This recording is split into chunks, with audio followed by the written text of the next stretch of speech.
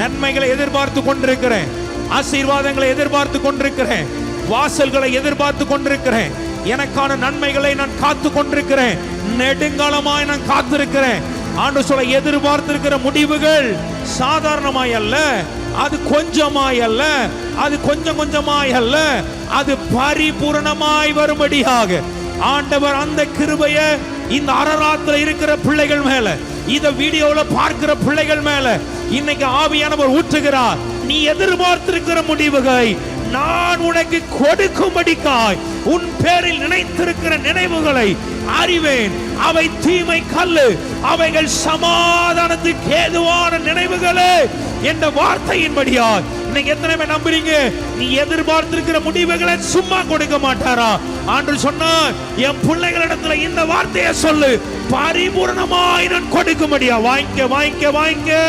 எத்தனை பேர் ஆசைப்படுறீங்க, ஆண்டவரே என் வாழ்க்கையில் நீ பரிபூர்ணமான நன்மைகளை, பரிபூர்ணமான ஆசீர்வாதங்களை, ஓ பூரணம் அல்ல பரிபூரணம், பரிபூரணமான வாங்கிக்கங்களேன். ஒரு 6 நிமிஷமாவது கை தட்டி ரிசர்வ். எங்க வாழ்க்கையில பரிபூர்ணமானவைகளை, என் குடும்பங்களிலே பரிபூர்ணமானவைகளை என் ஆண்டவர் கொடுக்க போகிறார் என்று விசுவாசிக்கிற பிள்ளைகள் நல்ல கையை தட்டி